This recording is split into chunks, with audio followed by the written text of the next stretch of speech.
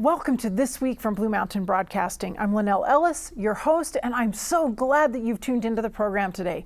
We have some exciting things to share with you. In fact, I'm going to be interviewing Elaine Hinshaw, who's joining the team here at Blue Mountain Broadcasting Association. So you've got to stay tuned for that and hear all the details about what's going on with her coming in and joining the station. And then also we have some pictures to share with you and some very exciting news about the new facility during the station news segment. So you'll also want to stay by for that. And let's begin now with our devotional thought. I read a devotional recently that really spoke to me. I felt like it was just reaching out to who I can be sometimes as a Christian person. And so I really wanted to share it with you, thinking that maybe you would resonate with it as well. It's written by Brianna Alverson, and Brianna Alverson works at Grand Canyon University, which is a Christian university. And I just want to share her thoughts with you. They feel really similar to my own thoughts, and maybe you will connect with it too. Here's what she has to say. As a longtime Christian, it's easy to fall into the trap of thinking that life revolves around you and your relationship with Christ. I laugh as I walk with God because I have a talent for taking good things like service, ministry, school, work, friendships, etc., and turning them into bad things. Simply put, again and again, I catch myself elevating and worshiping the creation over the Creator and taking good things and idolizing them. Now, this may sound crazy, but it is surprisingly easy to fall into if you have been living in a Christian bubble. In my bubble, I was not stagnant in my faith. In fact, I was quite the contrary. I filled my time with reading the Bible, leading Bible studies, participating in community groups, writing devotionals for work, studying hard at a Christian school, listening to sermons with friends, and the list continues. My life was saturated with good things that served to grow me in my faith. But in this Christian bubble, I missed one very important reality. God came to save the world. There is a battle going on each day for people's lives and eternities. How easy it is to grow in the Lord and then forget to allow God's goodness to overflow out of our lives and into others. After recently watching the movie The Case for Christ, which depicts Lee Strobel's life and his journey from skepticism to faith, I was challenged to think outside of myself and my own personal walk with the Lord. In the movie, which is based on the book of the same name, Lee tells the story of how he and his wife Leslie came to know the Lord and how that spurred him on a journey to save her from this fantasy religion by debunking it once and for all. However, what he did not expect was to come to the end of his journey with nothing but ample evidence that Jesus Christ did in fact rise from the dead. With this, Lee had to decide whether or not he personally believed in Jesus as Lord and Savior of his life. Spoiler, he ended up becoming a Christian and a dedicated follower of Christ. He wrote his journey down, published it as a book, and became a best-selling author and proponent of the faith. He even became a teaching pastor, as his books affected the lives of millions of people. His two children also came to know the Lord and wrote books like their father, professing Christ to be truth. In their story, a whole family came to know the Lord because Leslie met and became friends with a neighbor who knew the Lord and answered her questions. We can see how Leslie's conversion leads to Lee's journey, which transformed their lives and trickled down to the lives of their children. From there, each one of the Strobel family has made a tremendous and reaching impact for the Lord. This is God's math. As a Christian, it is so easy to fall into a pattern of just waiting on the Lord and forgetting that our time on earth is precious, because we can use it to point others to Christ. He calls us to love one another because love comes from God and He is love. So this love points directly back to Him. His command for believers to love goes hand in hand with His command to go and make disciples of all nations. He is waiting because He wants all people to be saved and come to a knowledge of the truth. That's from 1 Timothy 2:4. God came to save the world. He came for the sick in spirit. As a Christian, the amazing thing is he wants to use you in his plan. He allows us to have a part in pointing others to his goodness. He is the only one that forgives sins and saves lives. But we get to tell others about him by simply sharing our lives with them. Just like one neighbor poured into Leslie's life and created a chain reaction, we never know what God has in store. So take on the day remembering that he wants to use us to save lives. Stay tuned. I'll be right back.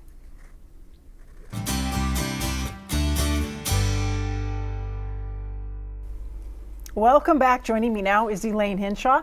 So great to have you on the show today. Thank you. I'm so excited to be here. I Yes. can't even tell you. And it's not just that you're here on the show, but No. here at Blue Yes. Mountain Broadcasting Association. Yes. So tell everybody, how this happened, what your role is going to be. So I am so excited to be part of the team that is transitioning to our new facility. Yes.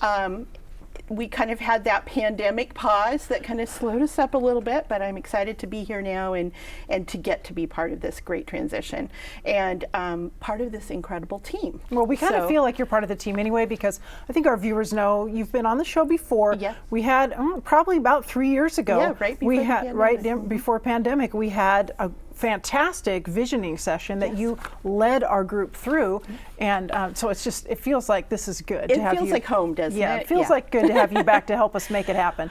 If you had told me back in the late 90s, when you were first at the station, that I would get to come back as an employee and be part of this, I would have not believed you. I was sitting on the phone. Yeah, you were a great volunteer. Yeah, volunteering. And now I get to be part of this incredible opportunity that we have to share Jesus. And there's nothing better than that. And I love the fact that Blue Mountain Television will be revealing the character of God to our whole community and just continue to bless people with wholesome, interesting content from a brand new facility. Yes. And a wonderful place. And we hope to reach out even more and to have that opportunity. We do. We need more and more people in our community Yes. to become familiar. I know we've been around for over 30 years, but there's a big segment of people that haven't heard of us. Exactly. And this is an opportunity for us to refresh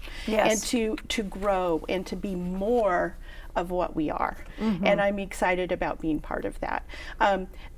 There used to be this old sort of slogan about this is not your father's Oldsmobile, right? Yes. Well, we're going to be not only your father's Oldsmobile, but we want to grow to be your children's and grandchildren's Oldsmobile as well. Yes. And that is the exciting part about this, is that there is so much for everyone, and we can grow and become more of a community. And I was thinking this morning, Lynelle, about the fact that during the pandemic, so many people, Blue Mountain Television became their church family. Oh, truly. And it still is. And we can continue to bless our viewers and to share Jesus with the community.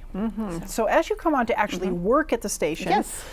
what kinds of things are you going to be involved with in this ministry? And this is kind of new for us at Blue Mountain Television. It is new, but I'm very excited about it. So there's two things I'm going to focus on. I'm going to be the creative and development director. Yes. So the creative director part is that I will help bring the brand, and I'm sure in the news and things you hear about branding all Yes. the time, but it's sort of, what do we mean? Why are we here? What is our mission? I'm going to try and bring that mission and make sure that that's applied to everything, so that when our viewers and where people in the community look at something we've done, they're like, oh, that's Blue Mountain Television. I know who they are. Yes. And they know instantly. Quickly recognizable. Quickly recognizable.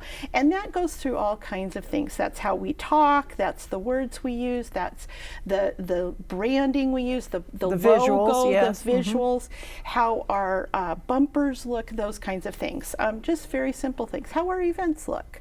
The second part is development, and that really is focused on a connection and a team orientation with our viewers and our donors and our stakeholders and our community. How can we work together in a way that will lift us all?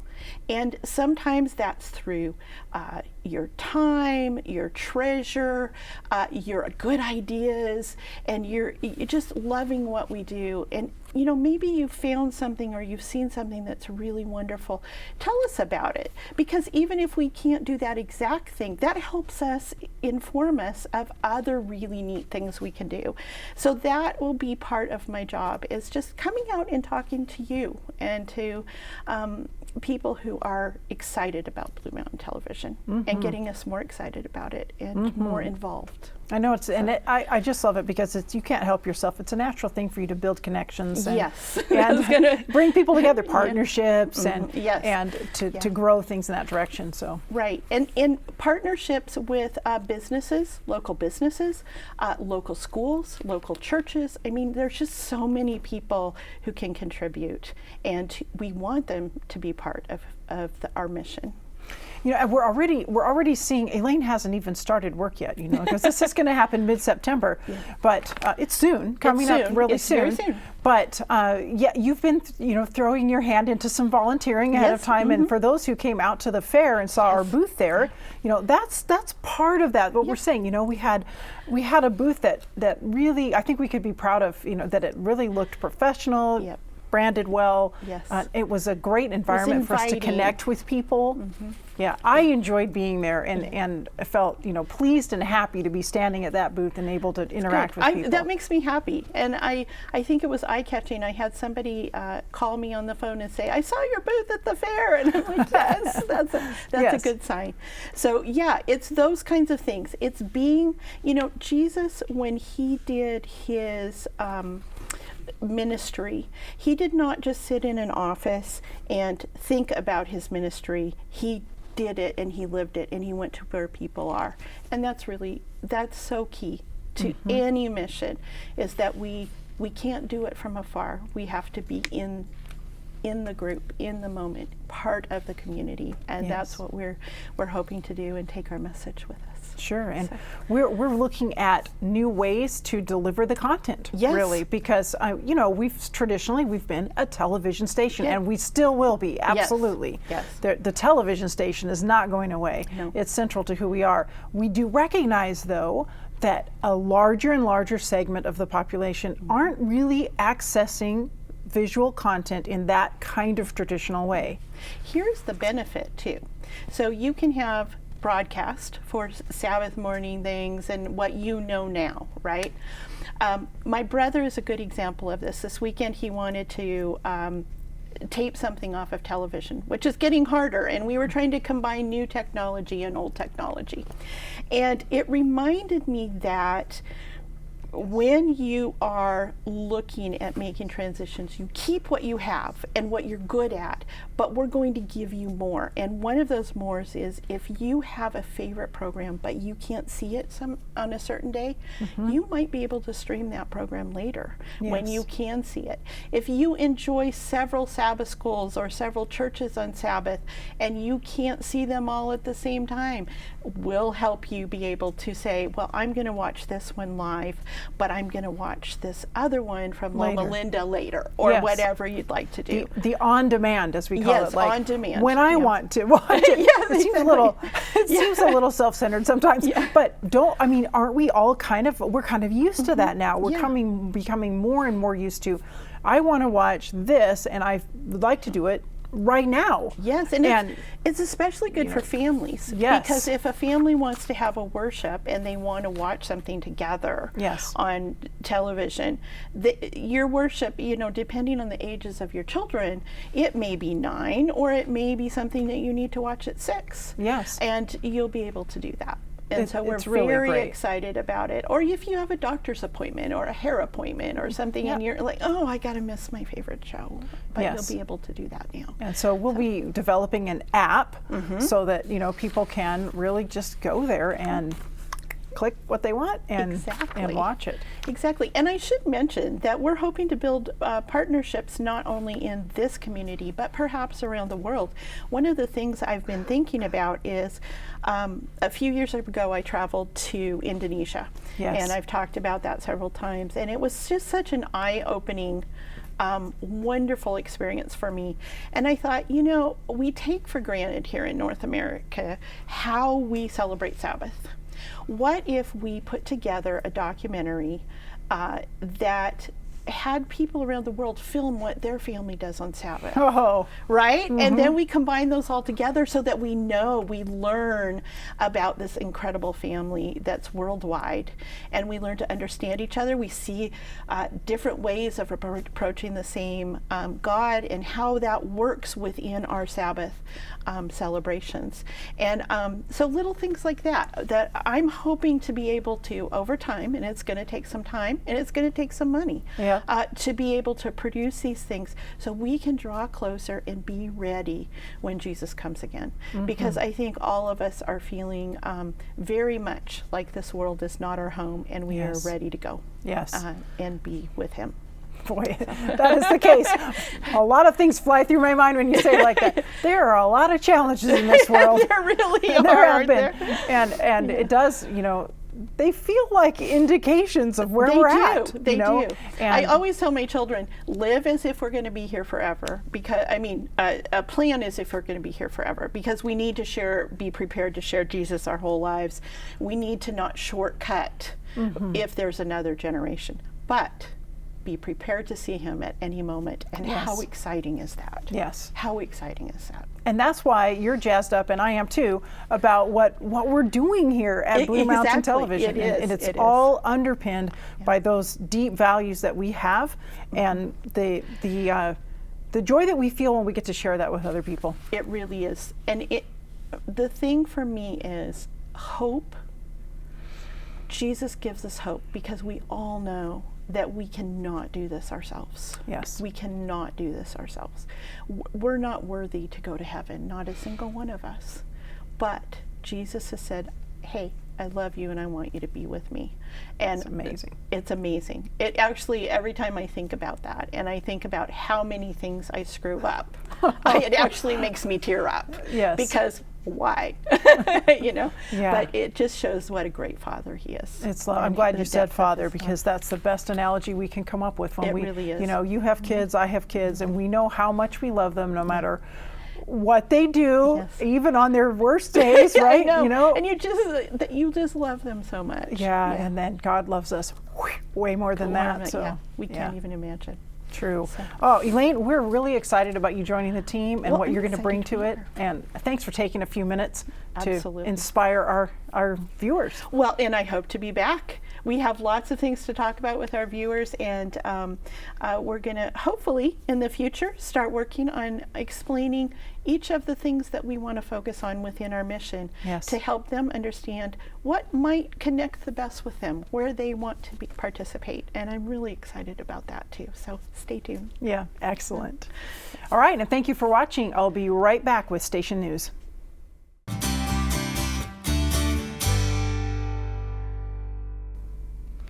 Time now for Station News. And I promised some pictures and some updates about what is going on at our new facility. So I just wanted to let you know that yes, we are now working. We got that construction permit and the construction has begun. So studs are going up, walls are going in to create a control room space, a new office space that we need to add in part of it. And we are just really, really excited about this. And we have some wonderful leadership type volunteers who are helping us with this. So thank you to each of them. Especially we're saying thank you to Keith, Carlin, and also, of course, he's the kind of the manager of this project, and also to Larry Goodhue, who is stepping in to help us with the framing of this office and the control room. And several other volunteers who are going to be joining them and working on the project too. So just a great thing for us to be able to share that bit of news with you, and very excited as we're moving forward. And I wanted to thank you because lots of you stopped by our fair booth to say hello to us at the Walla Walla Fair and Frontier Days. It was just great to see you, great to chat with those who came by. I got to be there 3 different days of the fair and meet with some of you as you were walking by the fair booth. And I went so well that we had those little hacky sacks we were giving away. They were gone before the last 2 days of the fair. So we were able to give away a lot of them. And that's really good news because that's what we wanted to do. Clearly, though, whatever we're giving away next year, we're going to have a few more. And we loved our new fair booth that Elaine helped us design, and just really appreciated being able to use that little 10-foot space to connect with you and to meet with lots of people, many of whom hadn't even heard of Blue Mountain Television before. So it was great to be able to share with them about our show Secret Life of the Desert and to let them know about the station. And also, I wanted to let you know that there's this brand new episode, the very first one in the new series of Authentic, which is a favorite show here on Blue Mountain Television. And that new episode is called The Prince. And that's all we know about it. There's not a description that came along with it from Voice of Prophecy, so we'll use that as the teaser. I know it's teasing me, and I'm sure it's teasing you. The Prince. What will this episode be about? And that's going to premiere on September 17 at 4 p.m. on Blue Mountain Television. Mark your calendars for that.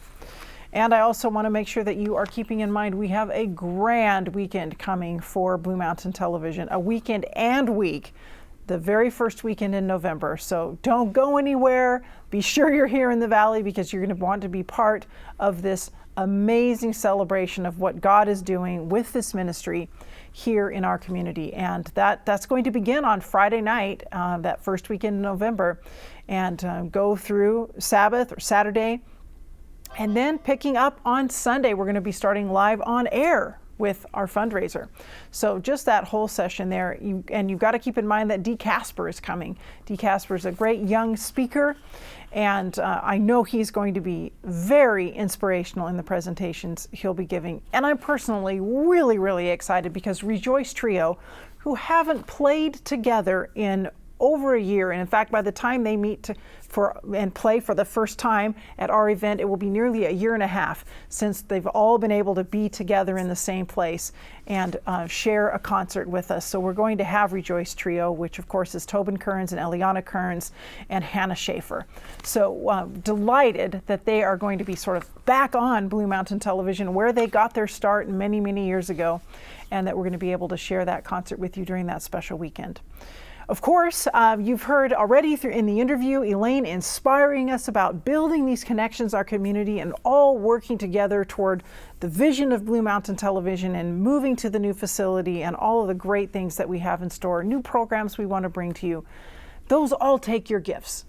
All of the things that we want to do depend on, of course, God and His guiding and His leading and His impressing you to contribute and to be a part of what we're doing at Blue Mountain Television, whether that be with your financial gifts that you may be able to give, or time that you may be able to give, or sharing about the station with other people, your prayers, all of those things absolutely essential to the ministry here. And I want to thank you for those and encourage you, if you haven't given before, but you're pretty excited about where we're going and what we're going to be doing, this is your chance. You can go to our website and just click the donate button there and give a gift to Blue Mountain Television. We look forward to hearing from you in lots of different ways as we move forward with this ministry. Once again, I'm so glad that you tuned into the show today. I think we had a lot of important things to share with you, and I hope you appreciated hearing about them. And I look forward to seeing you next time. Bye for now.